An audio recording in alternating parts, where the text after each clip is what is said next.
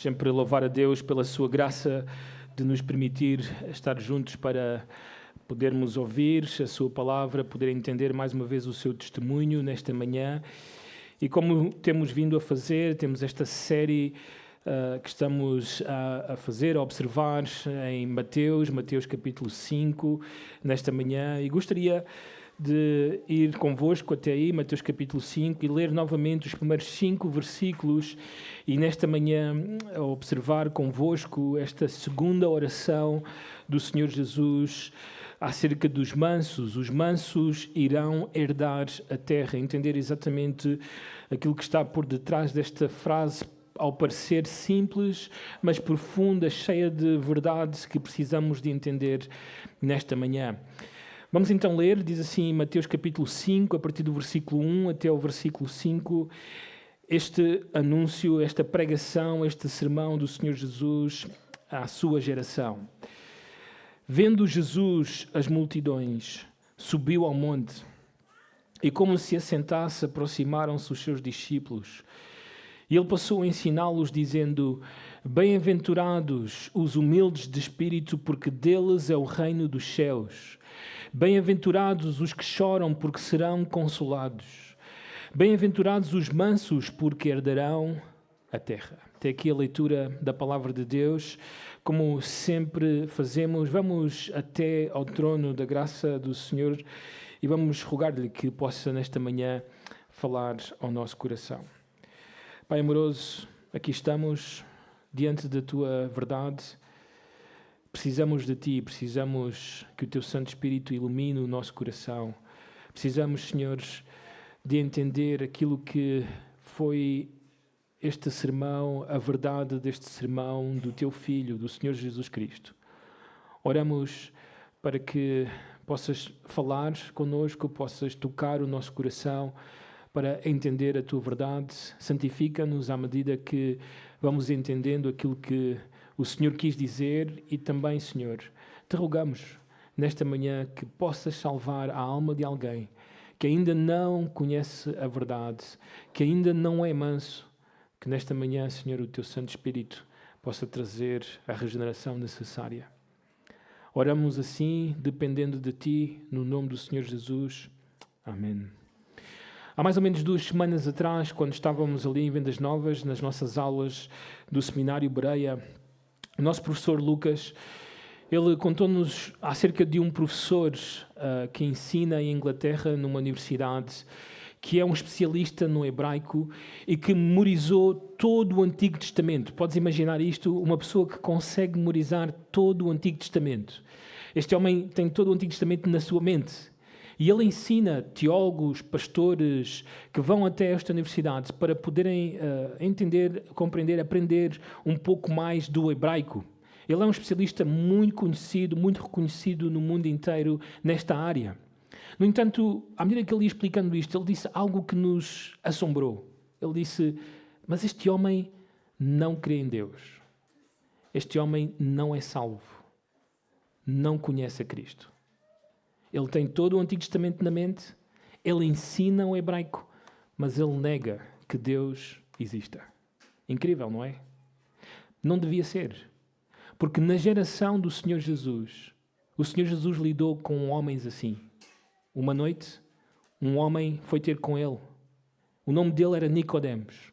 Também ele é um especialista no Antigo Testamento. Não sabemos se ele tinha de memória todo o Antigo Testamento, mas sim que ele era um grande religioso na sua época, reconhecido por todos como um grande mestre. Ele foi ter com o Senhor Jesus, falou com ele, perguntou coisas que ele não compreendia. Então o Senhor Jesus disse isto: Tu és mestre em Israel e não compreendes estas coisas? Bem, esta conversa com Nicodemos aconteceu meses antes do Sermão do Monte que nós estamos a estudar. O Senhor Jesus já tinha percorrido estes lugares da Judeia, Jerusalém, já tinha passado por Samaria, subiu até a Galileia, estava a pregar na sinagoga de Cafarnaum, também já foi até à sua cidade de Nazaré e na sinagoga proclamou acerca de que ele era o Messias, de que Isaías estava a cumprir naqueles dias. No entanto, muitas pessoas rejeitaram, mas também muitas pessoas disseram publicamente que criam no seu nome, que criam que ele era o Messias, que ele realmente era a pessoa que eles esperavam. No entanto, notem o que o Senhor Jesus dizia acerca destas manifestações públicas. Diz assim João, capítulo 2, versículo 23 até o 25. Muitos, vendo os sinais que ele fazia, creram no seu nome. Disseram publicamente: Tu és o Messias, Tu és o tal, Tu és aquele que nós esperávamos. No entanto, diz o versículo 24, mas o próprio Jesus não se confiava a eles, porque os conhecia a todos. E não precisava de que alguém lhe desse testemunho a respeito do homem, porque ele mesmo sabia o que era a natureza humana. Então, naquele monte, muitas pessoas que estavam ali eram crentes, mas também muitas pessoas que estavam ali estavam perdidas. E o Senhor está preocupado que estas pessoas que estão ali no monte entendam realmente quem Ele é e que se convertam realmente. Então Ele prega este sermão com o objetivo de mostrar-lhes quem é verdadeiramente salvo, quem é verdadeiramente cristão, quem conhece verdadeiramente o Senhor. Bem, na perspectiva do Senhor Jesus, os salvos são bem-aventurados. Em outras palavras, um salvo é alguém que é aprovado por Deus. É interessante porque no Antigo Testamento havia uma pergunta para a comunidade de Israel: quem é aquele que é verdadeiramente perdoado por Deus? Quem é aquele a quem o Senhor tem perdoado os seus pecados? Quem é aquele que é bem-aventurado?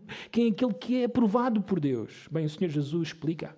Em primeiro lugar, é aquela pessoa que é humilde de espírito, que é pobre de espírito. É aquela pessoa que, quando recebeu a ação do Espírito Santo ao ouvir o Evangelho, entendeu a sua falência espiritual, entendeu a sua pobreza, a ausência de recursos, alguma coisa que o recomendasse a Deus. Entendeu que não tinha nada para dar, agradar a Deus. Não somente isso, o Senhor Jesus diz que esta pessoa também é um chorão. Em outras palavras, é alguém que chora ou chorou, continua a chorar pelos seus pecados, que viu a sua miséria. Claro, viu a santidade, a glória de Cristo, e ao ver essa santidade de Cristo, a beleza que há em Cristo, só pode ter esta reação: chorar pela sua própria miséria, pelo seu próprio pecado. Mas não somente isso. Na semana passada entendemos que esta pessoa também é mansa, que foi transformada de tal forma o seu coração que ele agora espera em Deus, confia em Deus. É uma pessoa moderada. É uma pessoa que não anda ansiosa, desesperada por aquilo que acontece neste mundo ou aquilo que acontece na sua vida, mas espera, confia em Deus, porque sabe que Deus é soberano, Deus vê, Deus sabe, Deus ouve todas as coisas. Estas pessoas que o Senhor Jesus explica, todas elas têm estas características. São aquelas que irão estar no reino dos céus, que serão consoladas e que também vão herdar a terra. Esta herança ou esta herdar a terra é aquilo que vamos nesta manhã contemplar juntos. O que é que o Senhor quis dizer com este tema de herdar a terra? Deixa-me introduzir o tema desta forma. Esta semana creio eu que o mundo inteiro parou, especialmente na segunda-feira, para ver a inauguração do presidente dos Estados Unidos, Donald Trump. Todos nós vimos o desfile, as figuras que estavam presentes, e todos nós esperávamos aquele clímax do evento, que era o discurso deste presidente. Então ele começou a falar, e a primeira frase ficou gravada na minha mente, de tal forma que eu até comecei a partilhar com alguns amigos: notem esta frase que o Trump disse. Ele disse o seguinte: hoje começa a era dourada dos Estados Unidos. Agora, claro, um crente, quando ouve isto, há várias conclusões que saem, não é? Alguém pode dizer arrogância, presunção, discurso político, não é? Aquele discurso normal dos políticos, sonho americano. Ou uma frase de um líder carismático. Talvez alguém que queira ser um pouco mais bíblico vai dizer: eis um Nimrod a tentar construir uma Babel. Bem, todas estas coisas eu iria concordar, sem dúvidas, mas eu acho que nós podemos ser um pouco mais diretos. Aquilo que o novo presidente dos Estados Unidos disse, é uma grande e ilusória mentira. Nunca irá existir uma era dourada até o Senhor Jesus voltar. Volto a repetir. Nunca irá existir neste mundo que nós vivemos, seja qual seja a nação, uma era dourada até que o Senhor Jesus volte. Não importa até mesmo se nós chegarmos a ter um presidente que seja cristão ou um primeiro-ministro que seja cristão. Se o tivermos, graças a Deus. Até pode ser que como nação nós tenhamos um pouco mais de justiça, um pouco mais de liberdade, um pouco mais de paz. Ainda assim, nada disso é a era dourada. A era dourada só virá a este mundo quando o bendito Filho de Deus vier. E nesta manhã vamos entender isso. Por isso tenho que agradecer ao Donald Trump, porque ele deu-me o título para esta mensagem. Esta é a nossa proposta, a era dourada dos mansos. A era dourada dos mansos. A declaração do Senhor Jesus, como mencionei na semana passada, ela vem originalmente do Salmo 37, versículo 11. Diz assim o texto: mas os mansos herdarão a terra, diz o salmista. Este é o rei Davi, na sua velhice, a pronunciar estas palavras: mas os mansos herdarão a terra e se deleitarão na abundância de paz. O rei Davi, na sua velhice, talvez a trazer à memória os tempos da sua juventude, os tempos em que ele foi perseguido por malfeitores, por ímpios, em que ele viu muita maldade. Ele também viu o Senhor a afastar essa maldade, essa impiedade, a trazer paz ao seu próprio reino, por meio das guerras, sem dúvidas, mas isto chegou a acontecer.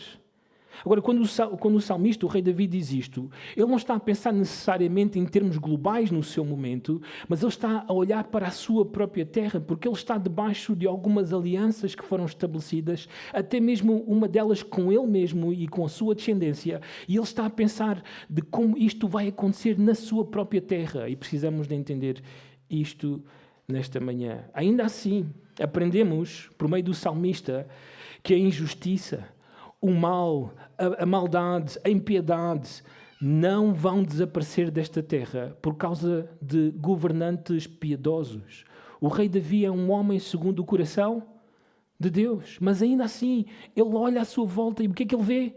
Impiedade, injustiça, maldade. Por isso, este é o nosso primeiro ponto: a era dourada dos mansos será estabelecida pelo próprio Deus. A era dourada dos mansos será estabelecida pelo próprio Deus. O Salmo 37, se tens aí a tua Bíblia nas mãos, precisas de abrir também comigo, também vamos observar na tela os versículos. Anota se puderes, porque isto é uma extraordinária esperança para o crente. Diz assim o versículo 4 do Salmo 37. Agrada-te do Senhor e Ele satisfará os desejos do teu? Quantas vezes nós lemos este versículo, mandamos para amigos. Os alunos de Bereia, se fizeram isso, pecaram certamente. É hora de se arrependerem.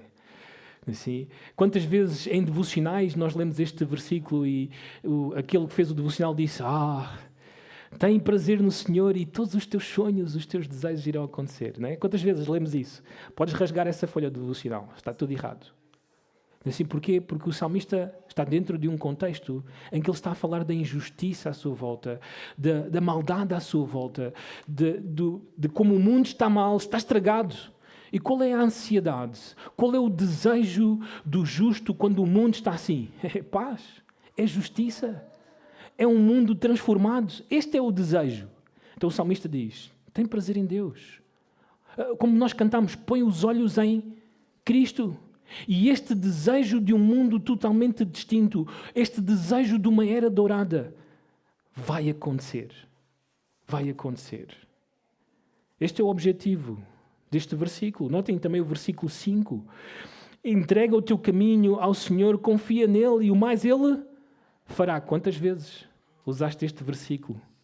Sei lá para o quê? Bem, não é isto que está em causa. O salmista, o rei Davi, apela a que se dependa de Deus em tempos de injustiça. E notem, Deus fará o mais. E a pergunta é: o que é esse o mais? Bem, o texto explica, versículo 6.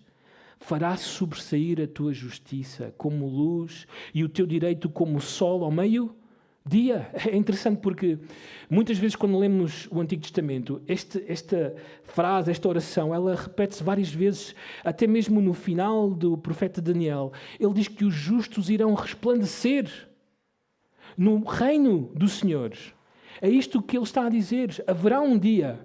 Não sei se tu viste esta imagem da inauguração do Trump, ele no microfone e todos estes ministros, todas estas pessoas atrás, alguns que o odiavam certamente ali atrás dele e outros que o adoravam do seu lado direito e muitas pessoas a ouvirem aquilo que ele dizia. Esta imagem, no reino do Senhor, ele estará no microfone e detrás do Senhor estarão todos os seus justos a brilharem com a justiça que receberam do próprio Senhor Jesus Cristo.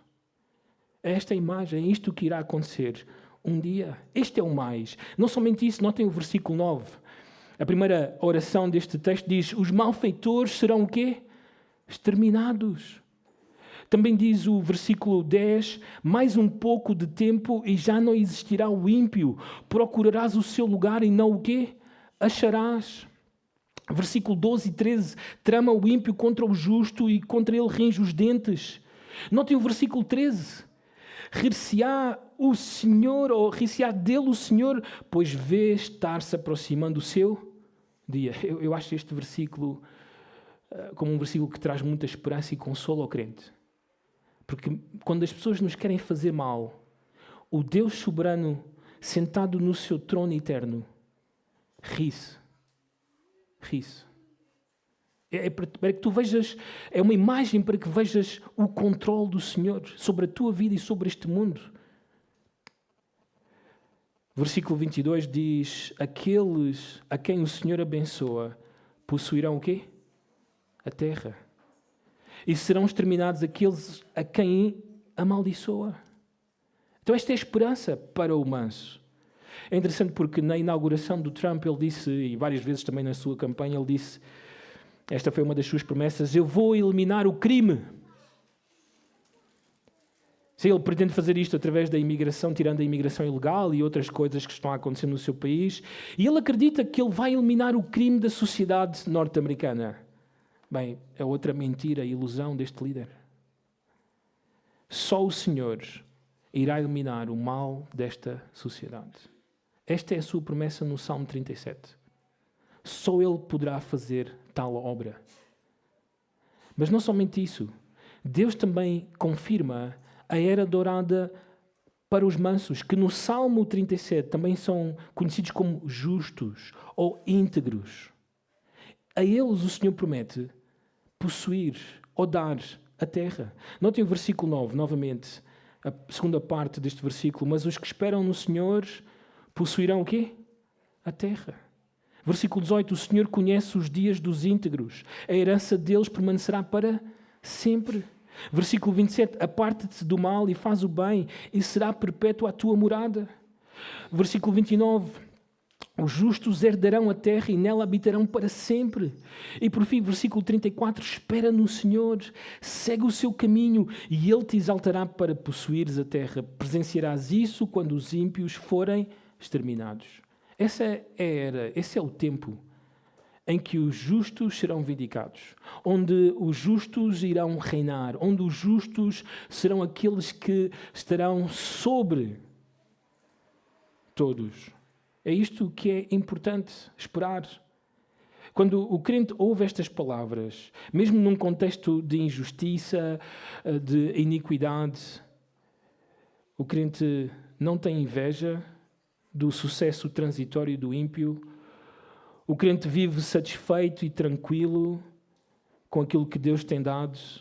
E ele vive também em moderação, sem ansiedade, porque Deus vê e está a cuidar de nós. Agora, isto é muito importante. Em dias difíceis, o Salmo 37, ou esta promessa de herdar a terra, é muito importante para o crente. Às vezes, como filhos de Deus, nós não imaginamos aquilo que poderia chegar a acontecer com a nossa vida. Ontem, quando observava o Hamas a libertar aquelas 4 soldados que foram prisioneiras há 2 anos,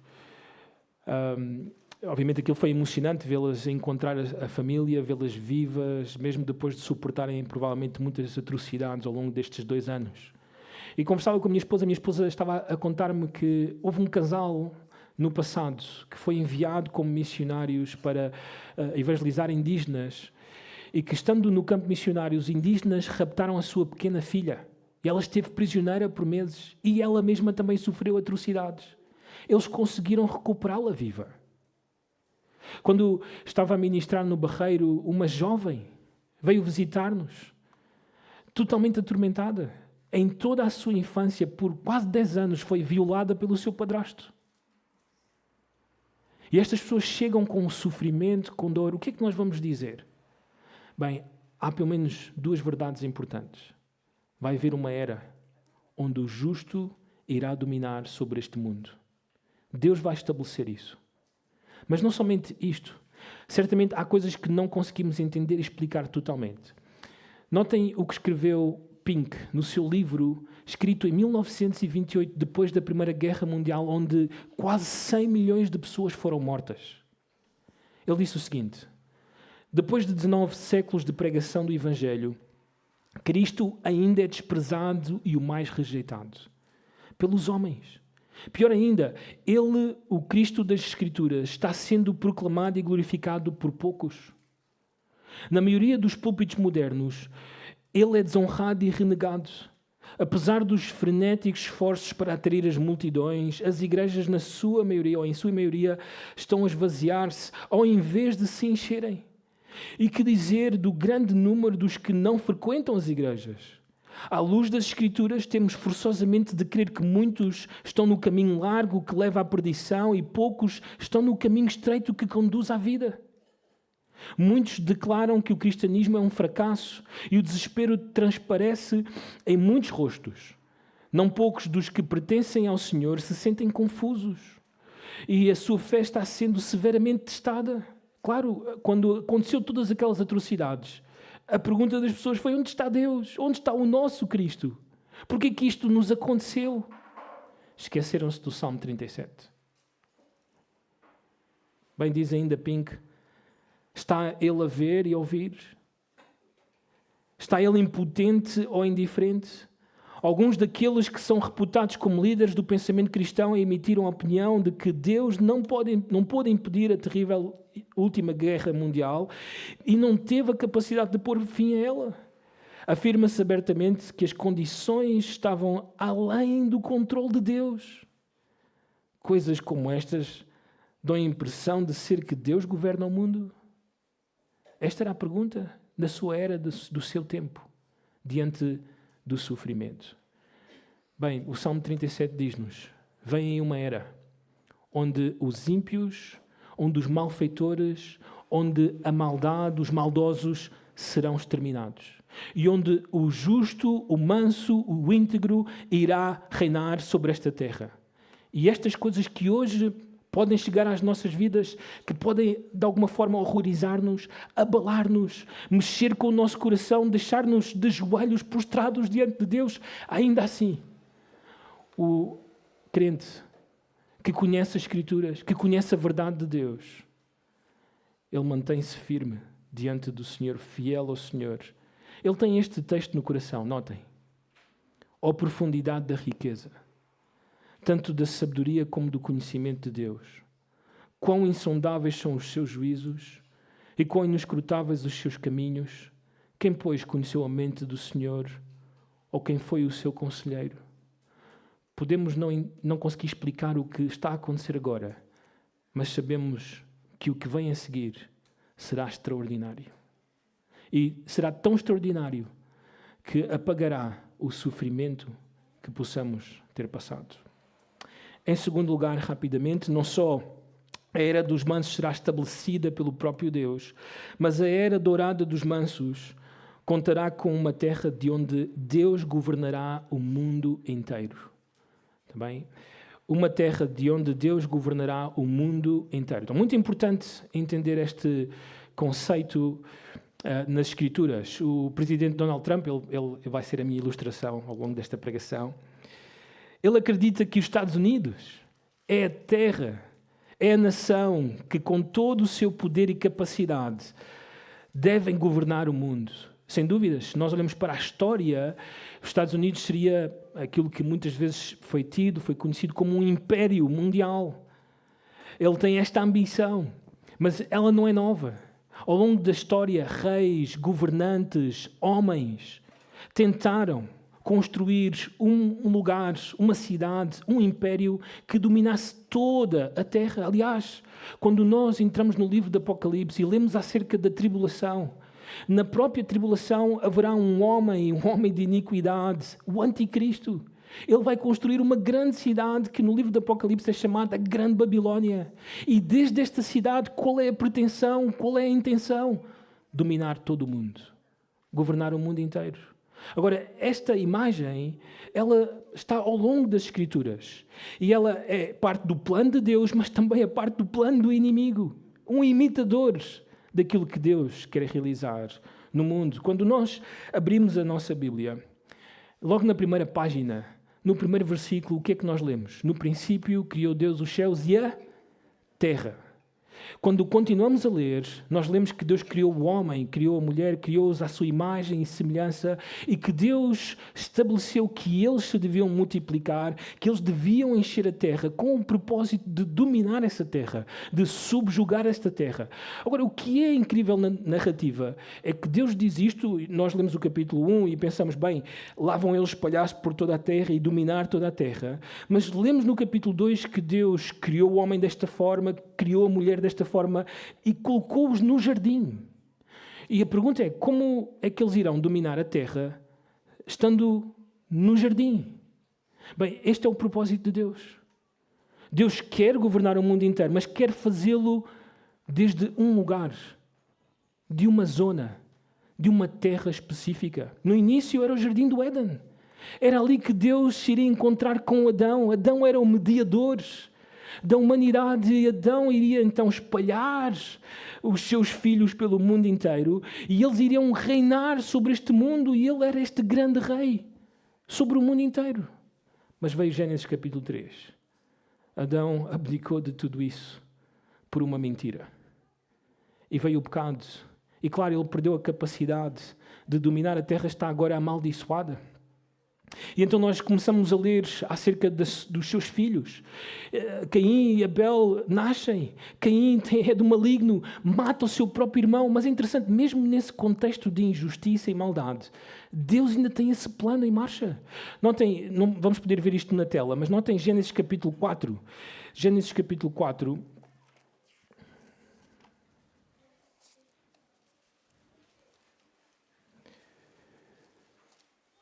Quando Deus amaldiçoa a Caim, mas também ao mesmo tempo o protege com uma marca, nós lemos o seguinte no versículo 16 do capítulo 4 de Gênesis. Retirou-se Caim da presença do Senhor e foi habitar na terra de Nod, ao oriente do Éden. E nós nos perguntamos, como assim retirou-se da presença do Senhor? Não está o Senhor em todo lugar? Como é que é possível alguém retirar-se da presença do Senhor? Bem, a linguagem que é usada aqui é para dizer-nos que mesmo depois do Éden, o Éden foi fechado, o homem não pode entrar mais, ainda assim Deus estabelece um lugar onde o homem deve adorá-lo, onde o homem deve servi-lo, onde deve encontrar-se com Ele. E desde esse lugar Deus quer dominar sobre o mundo inteiro, mesmo com criaturas caídas. Mas o que é que faz Caim? Ele ausenta-se desse lugar. E ele cria a sua própria cidade. Coloca o nome do seu próprio filho nessa cidade. E cria a sua própria civilização. Bem, nós sabemos que por detrás de Caim está o inimigo, está o diabo, com a mesma intenção. Ter um lugar onde ele pode colocar o seu trono e desde esse lugar reinar sobre toda a terra. Então o que nós temos nas Escrituras é a batalha entre duas civilizações, duas descendências, que têm ambas uma terra e por meio dessa terra querem reinar sobre todo o mundo. Esta é a história.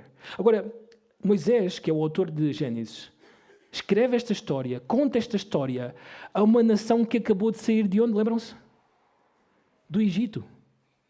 E Deus quer levar essa nação para uma terra. Terra essa que o Senhor prometeu a essa descendência e prometeu em primeiro lugar a um homem. Esse homem tinha o nome de Abraão, melhor dito. Antes de chegarmos a Abraão, só para acrescentar a esta história, lembram-se quando Noé e a sua família saem da arca, Deus estabelece esta aliança com eles de não mais destruir a terra com um dilúvio, e Deus diz-lhes novamente que eles devem espalhar-se pela terra. Assim, Noé parece ser agora este mediador e os seus filhos, eles devem então multiplicar-se, encher a terra, mas algo acontece. Novamente, o homem desobedece, sempre tem este mau desígnio no seu coração. E ele fica numa cidade, e ele constrói uma torre, e a razão para isto é que eles querem fazer o seu nome o quê? Conhecido, célebre, famoso. Outra coisa não é outra coisa senão expandir um reino pelo mundo inteiro. Deus vem, Deus julga-os, cria as línguas, cria por meio disso as nações, eles espalham-se pela terra, mas o plano de Deus ainda está em marcha. Então escolhe um homem, Abraão, e Deus então promete a Abraão assim, que irá fazer o seu nome grande e dar-lhe uma descendência e que irá dar-lhe também uma terra e que por meio dele todas as famílias da terra serão o quê? Abençoadas. Mas o elemento terra é onde devemos colocar os olhos para entender o que Deus está a fazer aqui. Notem capítulo 12, versículos 6 e 7, também vou ler alguns textos, só para que compreendam este plano de Deus de ter uma terra, um lugar de onde Ele reina sobre o mundo inteiro. Diz assim o capítulo 12, versículos 6 e 7, atravessou Abraão a terra de Siquém, até ao carvalho de Moré. Nesse tempo os cananeus habitavam essa terra. Apareceu o Senhor a Abraão e lhe disse: darei à tua descendência o quê? Esta terra, este lugar que ele está a pisar, o Senhor irá dar à sua descendência. Agora é importante, desde o início, aquilo que estamos a entender. Deus está a dar esta terra, não simplesmente porque Ele é certo, Ele ama Israel, Ele quer abençoar Israel, mas o último e grande propósito de Deus é que essa terra, esse lugar, seja o lugar de onde Ele, por meio de um mediador, irá reinar sobre todo o mundo. Este é o grande propósito de Deus. No capítulo 15, quando o Senhor ratifica a sua aliança com Abraão, versículos 18 até ao versículo 21, o Senhor diz o seguinte, faz esta promessa novamente a Abraão. Naquele mesmo dia fez o Senhor aliança com Abraão, dizendo: à tua descendência dei esta terra, desde o rio do Egito até ao grande rio Eufrates. Temos aqui os limites desta terra, e ele irá mencionar uma série de povos que habitam essa terra, que devem sair dessa terra, para que o povo de Abraão possa habitar nele, ser o reino que irá reinar sobre toda a terra. Bem, nós sabemos que Abraão morreu. Esta promessa passa ao seu filho Isaque, do filho Isaque passa para o filho Jacó, do filho Jacó passa para os seus 12 filhos. Sabemos que eles terminam no Egito por causa do que acontece na família e também para salvá-los da fome. E quando estão no Egito, ficam 400 anos e tornam-se escravos. Estão em grande opressão. Deus liberta-os, leva-os para o deserto, para o Monte Sinai, e ali no Monte Sinai Deus faz novamente alusão a esta promessa e usa uma linguagem importante que irá depois esticar-se ou estender-se até ao Novo Testamento, à era da Igreja. Notem este capítulo 19, versículos 5 e 6. Agora, pois, se diligentemente ouvirdes a minha voz e guardardes a minha aliança, então sereis a minha propriedade peculiar dentre todos os povos, porque toda a terra é de quem? É minha, é de Deus.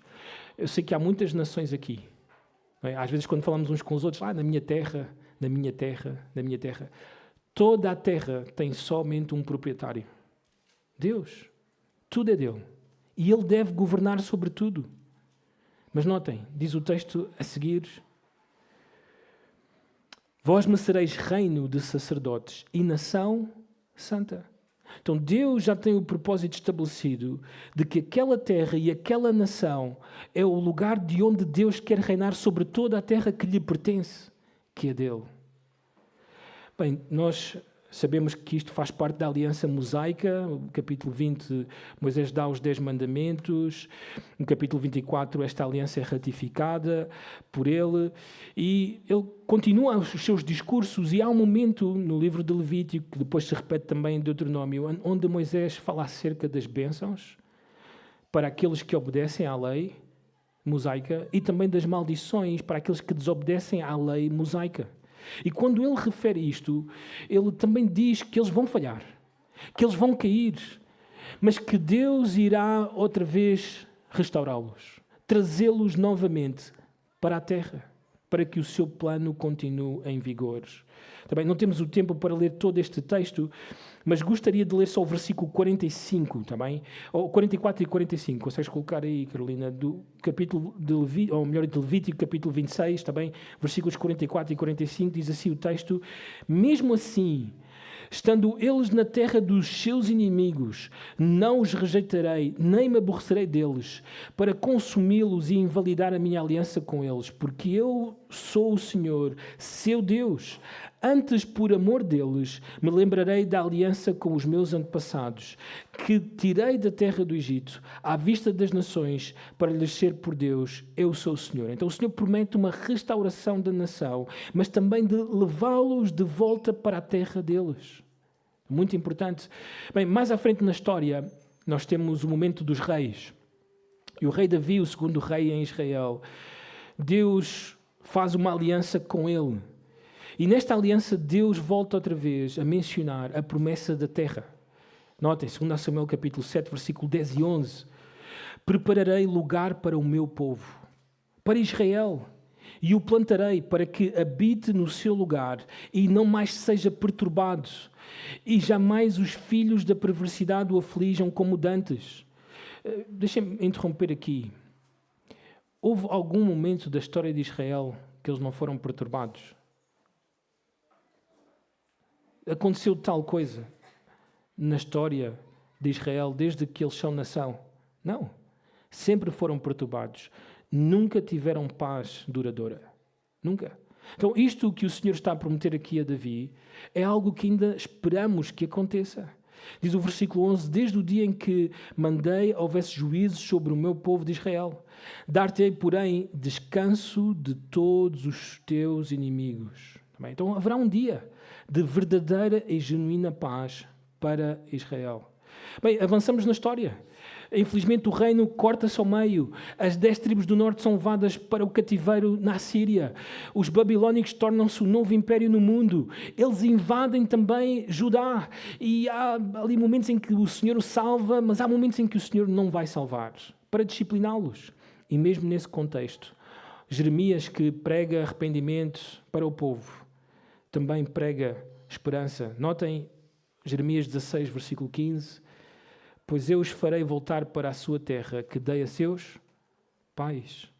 No capítulo 33, dentro do contexto da nova aliança, Deus, no capítulo 31, estabelece a nova aliança com a casa de Israel, a casa de Jacó. E aqui, neste mesmo contexto, no versículo 11, diz o seguinte: naqueles dias e naquele tempo, farei brotar a Davi um renovo de justiça. Este renovo de justiça é o Messias, é o Senhor Jesus Cristo, e ele executará juízo e justiça na terra.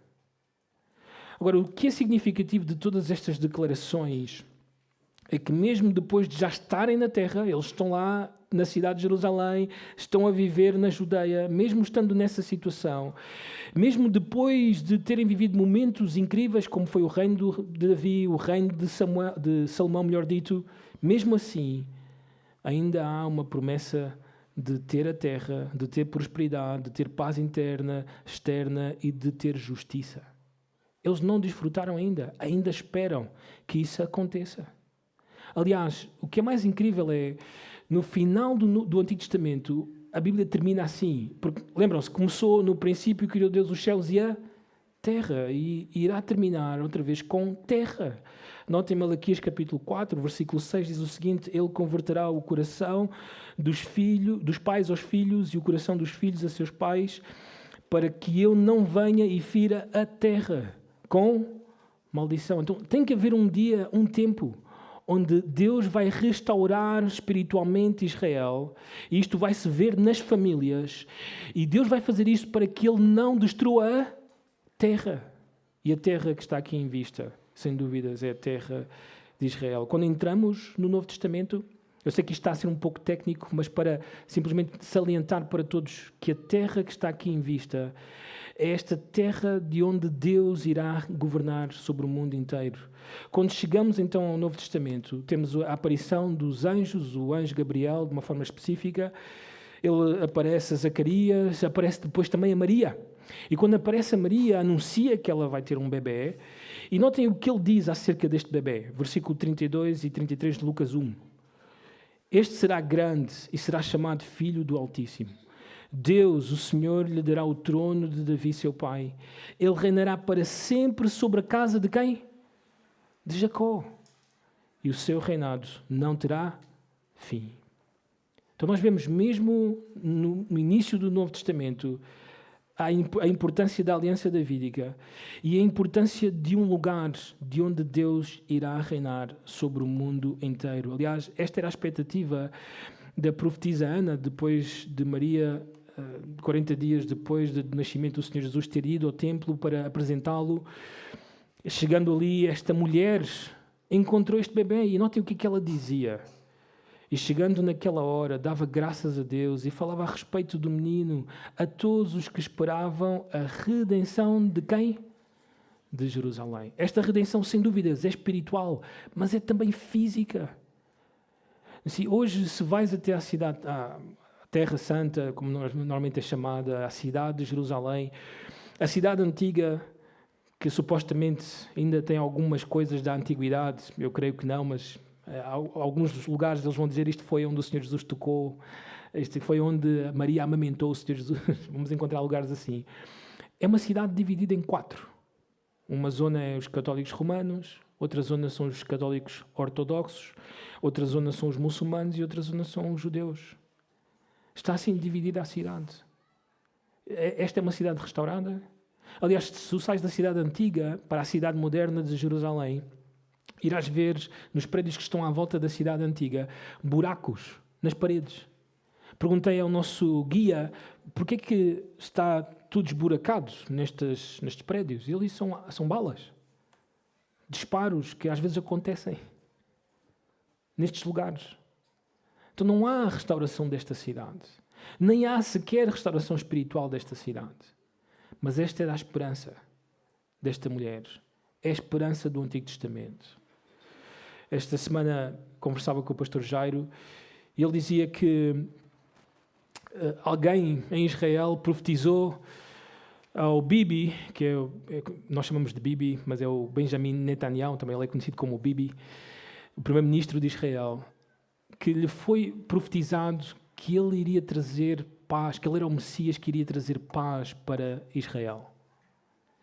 Bem, o Bibi já é primeiro-ministro pela 3ª vez, desde 1996. Em 30 anos, houve paz em Israel? Não houve paz em Israel.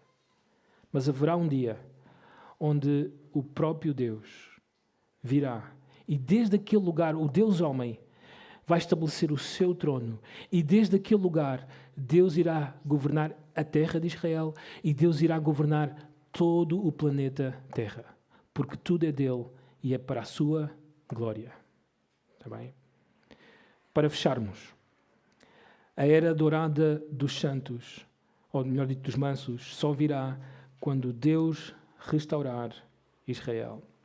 Quando Deus restaurar Israel. Notem aqui o texto novamente de Mateus 5:5, bem-aventurados os mansos, porque herdarão a terra.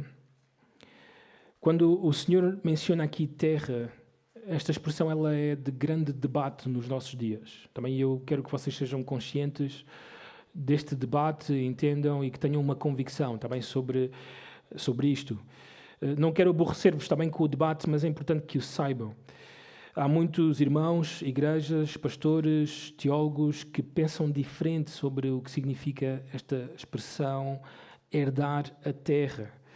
Alguns acreditam, também esta é uma das posturas, alguns acreditam que as promessas da terra da aliança abraâmica, quando Deus prometeu a Abraão, eu vou dar à tua descendência esta terra, já foram cumpridas. Quando Josué entrou com a nação e a conquistou, e depois a era dos reis, tudo isso foi o cumprimento daquilo que Deus disse a Abraão, também, de dar-lhe esta terra a essa descendência. Mesmo que eles tenham saído, tenham voltado, tenham estado debaixo de impérios, cumpriu-se. Esta é a postura de alguns irmãos. Claro, nós dizemos que não se cumpriu, e simplesmente porque continuamos a ler a promessa.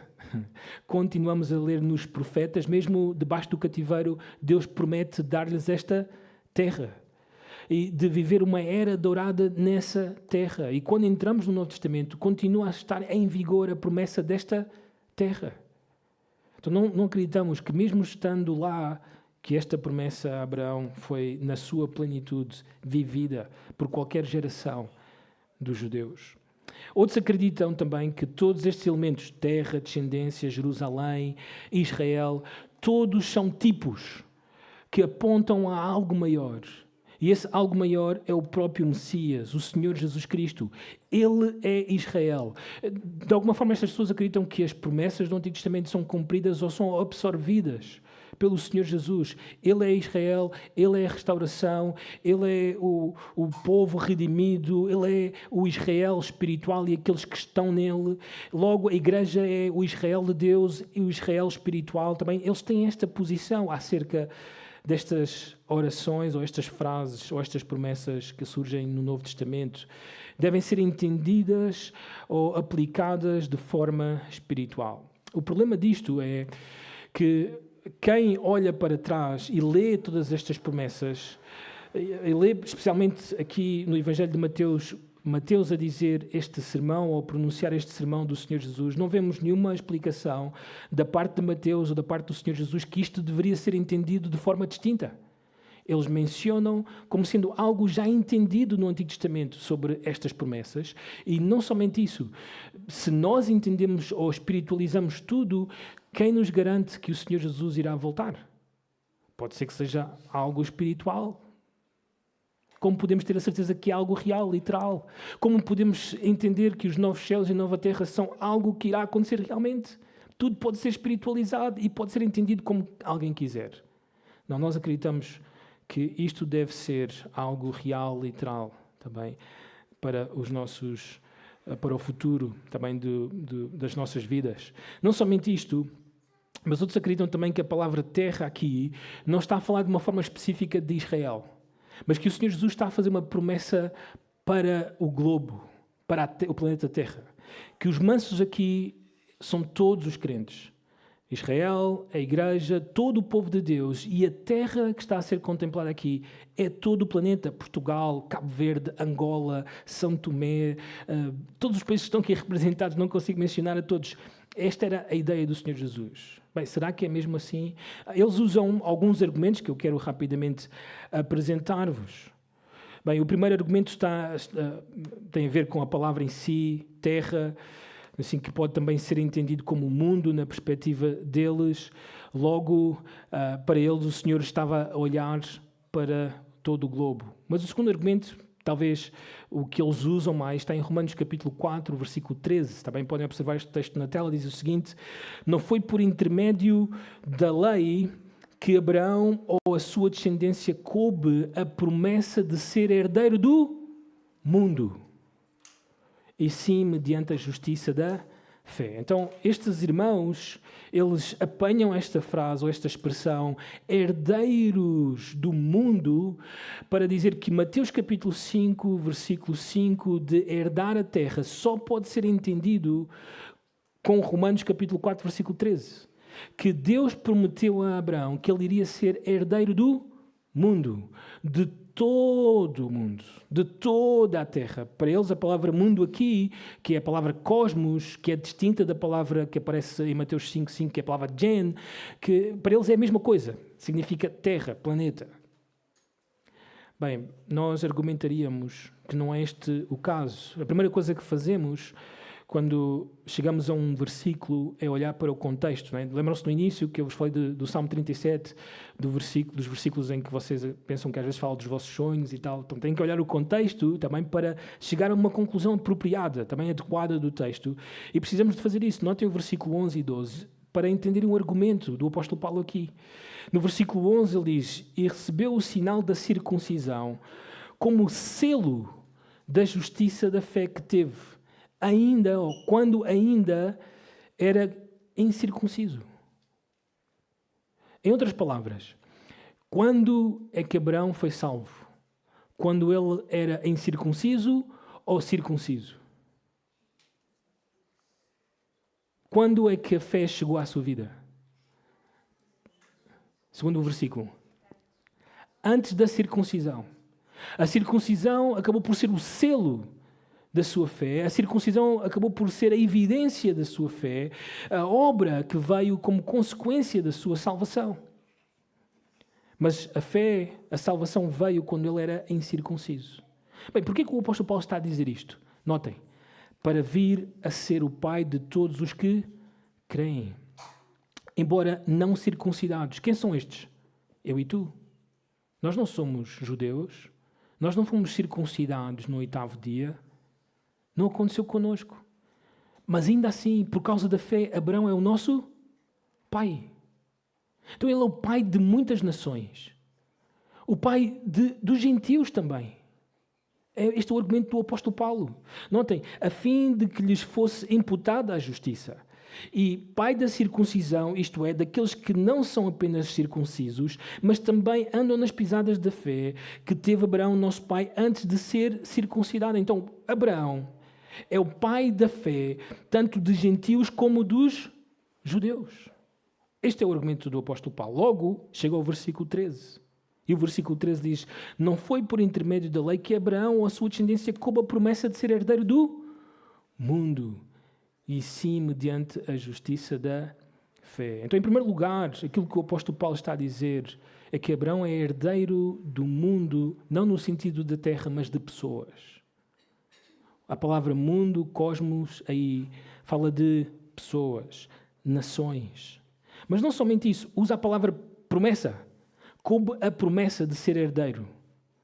E então a palavra promessa parece fazer confusão, mas não devia, porque nós nos lembramos que em Gênesis capítulo 12, versículo 13, o autor disse o seguinte, acerca da promessa que Deus fez a Abraão: "Em ti serão benditas todas as famílias da quê? Peço perdão? Da terra. Da terra." Então nós acreditamos, o Senhor está a cumprir essa promessa. Muitos gentios estão a chegar à fé. Há 2000 anos que isto acontece por meio da pregação do Evangelho. Deus está a cumprir o pacto abraâmico. E porque Deus está a cumprir com esta última frase da sua promessa, certamente as primeiras devem acontecer. Abraão tem que ter uma descendência. E Abraão e a sua descendência têm que ter uma terra. Porque todas as nações, todas as famílias da terra estão a ser abençoadas por meio desta aliança. Por isso, notem este versículo, Gênesis capítulo 15, versículo 18. Deus disse o seguinte: "A tua descendência desta terra, desde o rio do Egito até ao grande rio Eufrates." Logo, na nossa perspectiva, Mateus 5:5, a terra que está aqui em vista é a terra de Israel.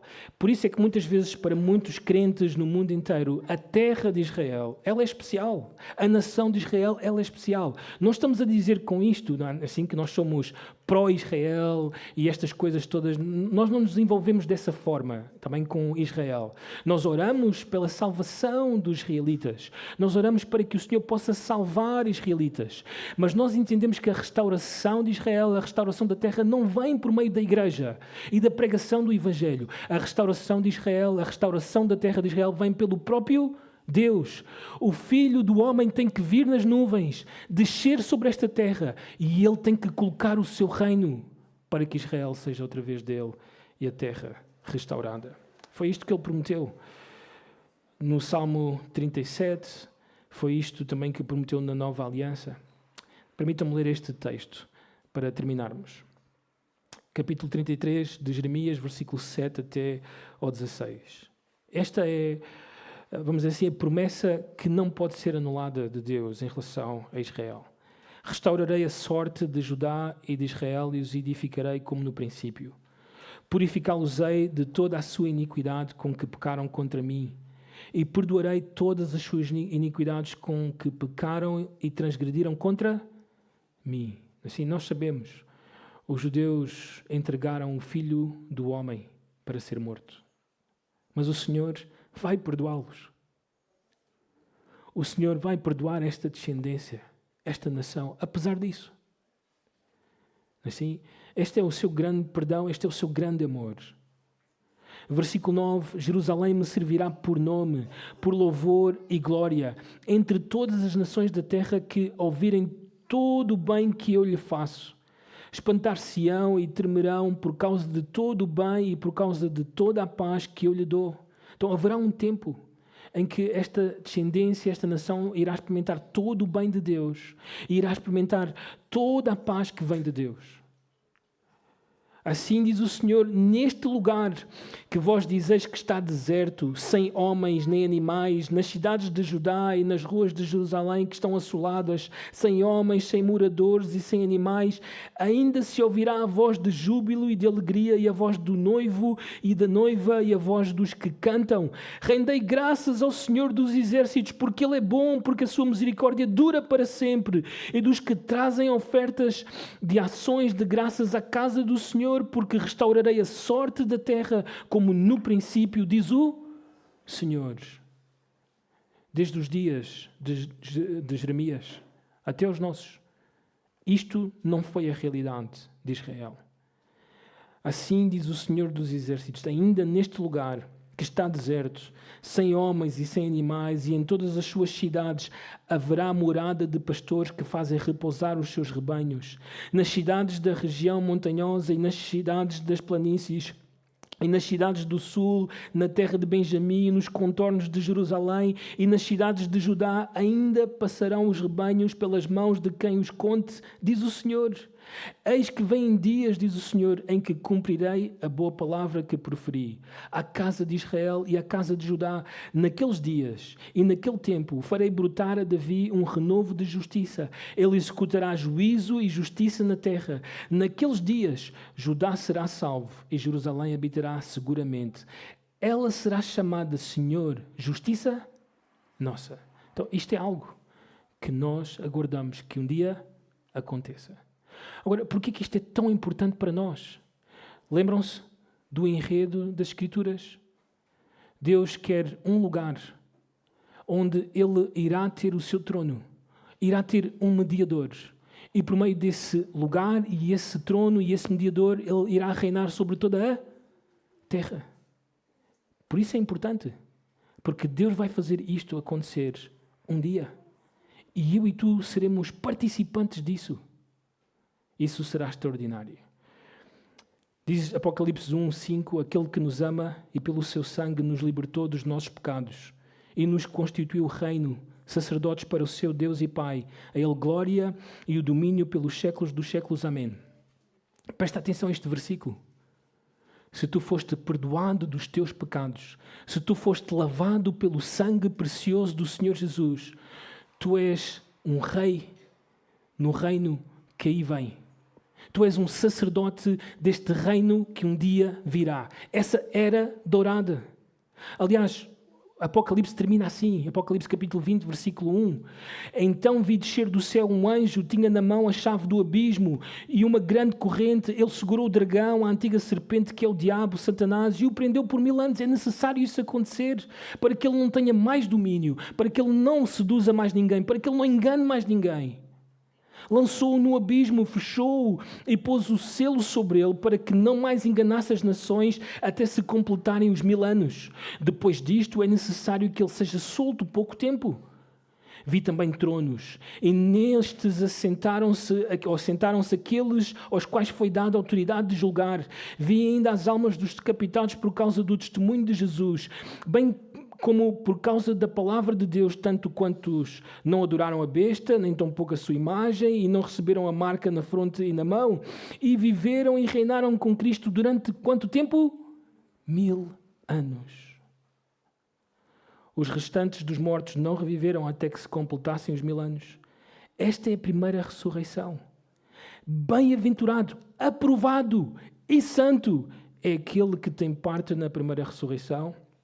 Sobre esses, a segunda morte não tem autoridade. Pelo contrário, notem, serão sacerdotes de Deus e de Cristo e reinarão com Ele os 1000 anos. Então esta é a imagem. Na segunda-feira passada, nós vimos um homem num microfone e todos os seus ministros, todo o seu governo e os seus inimigos de um lado. E vimos ele a pronunciar palavras de uma era dourada que vem aí. Vem um dia onde o Cristo, o Senhor Jesus Cristo, terá o microfone na sua mão. E todos os que somos filhos de Deus, todos os que estamos salvos, lavados do nosso pecado, estaremos por detrás dele.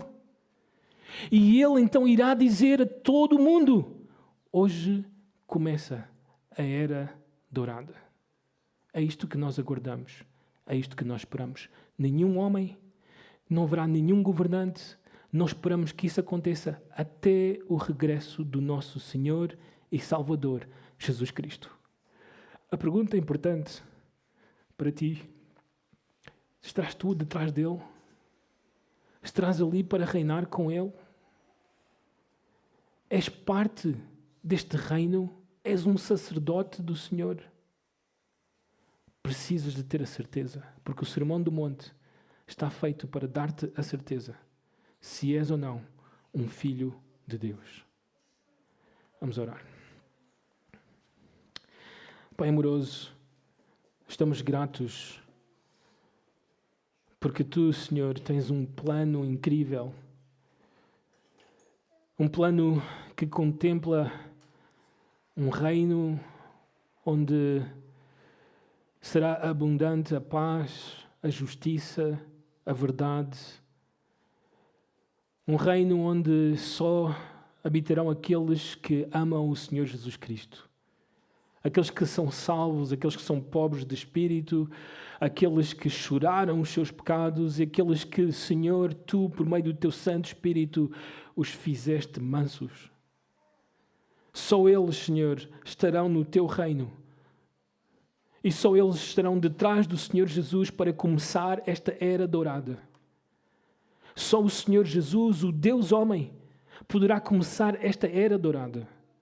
Os nossos olhos estão colocados nele. Aliás, Senhor, nós oramos. Vem, Senhor, porque estamos cansados deste mundo, estamos cansados da iniquidade, estamos cansados do pecado, estamos cansados daquilo que vemos todos os dias, estamos cansados do sofrimento que vem com o pecado. Vem, Senhor Jesus. Mas, Deus, nós oramos também conscientes de que há pessoas que não estão preparadas para a Tua vinda, de que há falsos cristãos.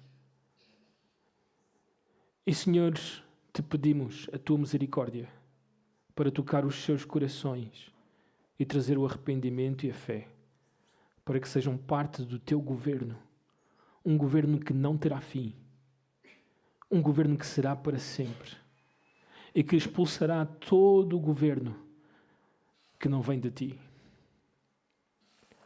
Senhor, esta Tua igreja não tem maior desejo, não tem maior sonho do que ver o Senhor Jesus sentado no trono a reinar sobre este mundo. Assim nós oramos no nome do Senhor Jesus. Amém.